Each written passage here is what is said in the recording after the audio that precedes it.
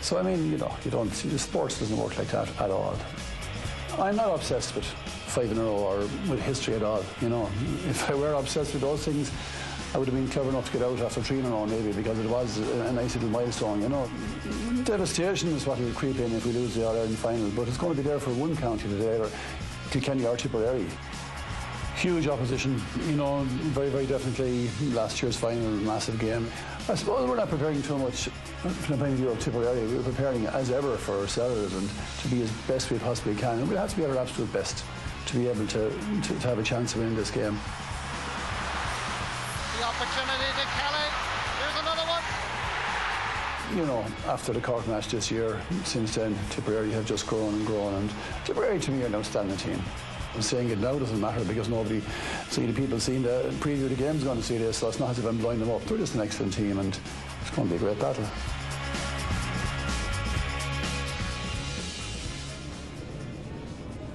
And that, of course, was Kilkenny manager Brian Cody, and this is the Kilkenny team as they arrive out onto the pitch for this year's All-Ireland Hurling final. Tip still to come out onto the pitch. And one thing, gentlemen, and Cyril Farr, that we were looking at was this man here as he ran out, Henry Shefflin, and he came out at a nice pace, I can tell you. He definitely did, and I think he was trying to make a statement already.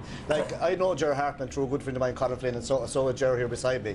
And he can perform great things. He's very much up in the athletic world, and he's kind of able to do these kind of miracle cures really. Now, if he stays to 70 minutes or not is another thing. But I think what Brian Cody is thinking is it's better to start him and let him lead from the front, and if he gets injured in or he's not able to do it, he comes off. Whereas if you bring him on as a sub, you could lose with impact straight away. And not even a bandage on the knee. Yeah, absolutely. I mean, you're looking in there. He's the model player certainly, and I mean, seemingly the work rate that he's done over the last couple of weeks to build up the strength in the knee muscles and stuff like that has been phenomenal. 3-4 times a day working out with him, but I think no matter who you get working on the knee, it's down to the individual himself, and he wanted to be out here today, and he wanted it badly to get himself right to be out here today.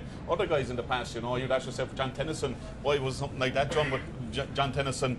I mean, he's waiting for an operation at this stage, right? And all he's playing an All-Ireland final, But I think, Tomas, the real thing about Henry Shefflin is, look back over all their matches that they haven't been beaten in.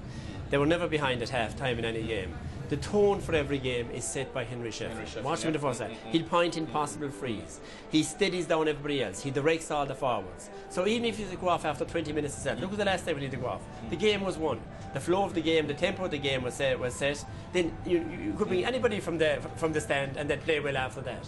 So it was vital for them that he would start today to set that tone, to settle the team, to get them on their way. And if he has to leave after a while himself after that, it won't have the same impact.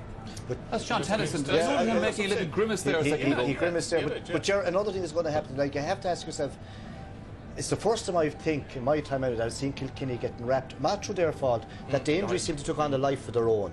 And you had these thousands that train and thousands that train. Now to me, John Tennyson could be kind of even slightly, he's after grimacing there already, but he's one want to play. But the event has been taken over by another event, and that can kind of entrap a county, because even their minor team, now I know they're all Ireland champions, but they just didn't hurl at all today compared to the way they can. And I even think with Tennyson, right, he hasn't hurled for the last couple of weeks, right? Certainly, because of the injury, he has been out because of that, and because Brian Hogan is missing as well. I think that's probably more crucial than actual Henry Shefflin himself. The central position, the spine of your team at number 6 has to be a commanding figure, and I mean... Yeah, and you're right, Tomas, and as well as that, is Tommy Walsh okay as well? Is his shoulder perfect as well? So there are a few questions for the first time in a long time. There are a few questions.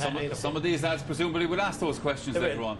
Well, you see, they'll be asking them early on. They'll be asking you, if you're the manager of a team and you see a weakness, you go for the weakness. Same as Kilkenny will go for Tipperary's weaknesses. You can be sure they'll target the Tipperary full back line, because there's a perceived weakness right across that half back line. Same way Tipperary will target the fellas who are injured not unfairly. They'll hit them hard, see will the injuries hold up, and if they do, then they hold up. But you have to test them. That's the whole thing. You must test them right at the start.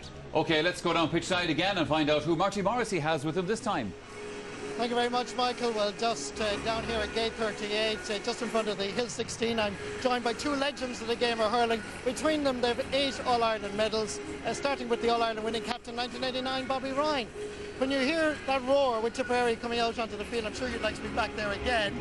But are you anticipating you can win today? Yeah, we're very confident, Marty. I think it's it's going to be a really, really tight game. But I've said it all week, and as the game has drawn closer, I'm even becoming more confident if that's possible. It's it's a wonderful occasion, and as I know, and Eddie I'm sure knows, on All Ireland final day anything can happen. And I am expecting a very good game of hurling and a classic, perhaps. But I think we can shade it. 6 times an All Ireland winner, Eddie Kerr. Just had to drop that in, Bobby. Eddie, I know you're used to winning All Irelands and you have a magnificent team, but was the last couple of days and the last couple of hours here in Croke Park, are you extra nervous?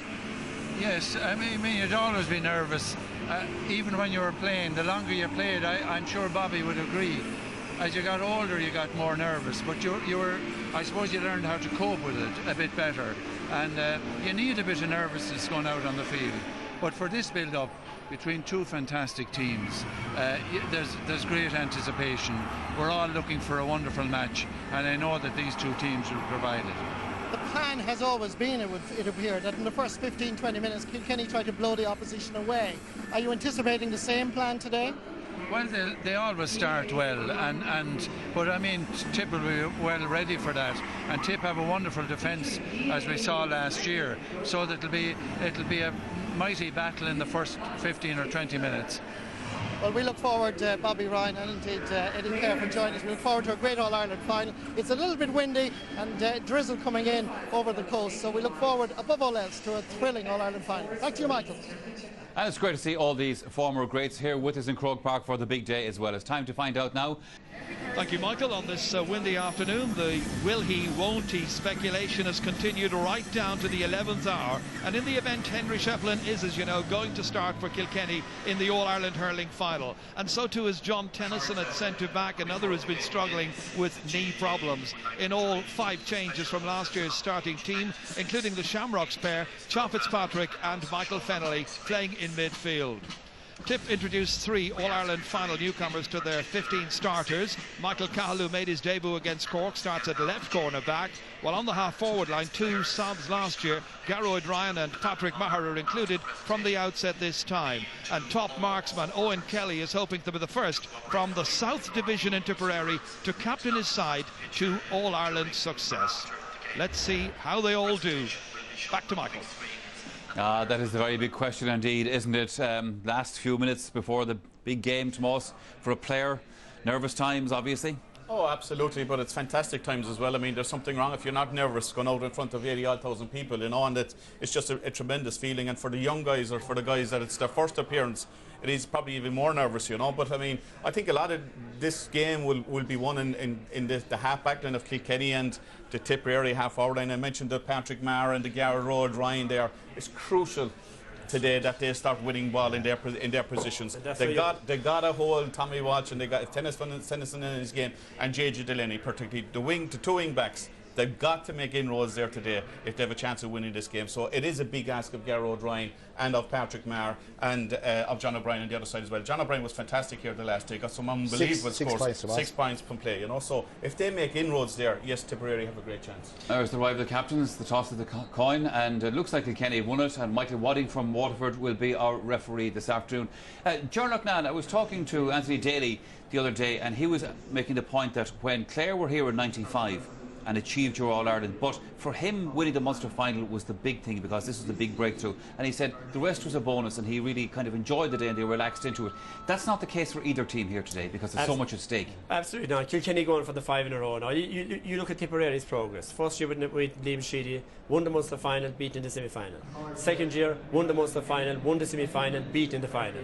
Now this year, the only progress can be win the final. So they're under massive pressure as well. So you've 2 teams under equal pressure to win the final, you know. And I agree with that point that Moss is saying there. Kilkenny feel like as if they lost last year. You know, a lot was taken away from them. With the referee's decision. Now, in fairness, that wasn't Tipperary's fault. You didn't hear any Tipperary man, any Tipperary official blaming the referee. But that's, you know, Kilkenny have fed on that, and they feel this year We're going to show who are the real bosses here, and that we should really have won by a lot more last year. And in truth, Cyril, you know, when there's so much at stake, and after last year's final, there was even competition a bit on the sideline during a league match earlier on in the year between Liam Sheedy and Brian Cody. You know, so I mean, these fellas will want to be meeting each other again. Yeah, well, like, you know, the manager, like, it's got bigger and bigger and bigger, and most people think that Brian Cody is very calm, and he is, and so is Liam Sheedy. But you can get animated on the line, and for that minute or two, you could do something daft. But like once it starts, like, you know, that's it. That's like Pádraig Maher there, a great wing back. All-star full back last year, got out the wing back, will probably be full back again, I'd say, for the under-21s next weekend. A big task on him now, because you're probably going to find out it'll probably be Owen Larkin on him or T3, whichever. Owen Larkin to me this year, even though he's not scoring, Michael, for Kilkenny, the last day against Cork on these, he was breaking the tackle going right through, and I saw him 2 weeks ago in training, and he was actually scoring. Now, he's one that could come up with a big game. Whereas Tomas referred to the half-back line, the half-forward line. I expect Noel McGrath to go to half-forward line again. It's a very young half-forward only for John O'Brien there. They have to win that battle there, at least hold 50-50, because if they don't, Kilkenny get enough ball to win the game. But you see, the last day, Noel McGrath with the centre forward, and it worked out perfectly, because Brick Welch was falling in front of the full back. That won't happen in Kilkenny. His man, Tennyson, is going to mark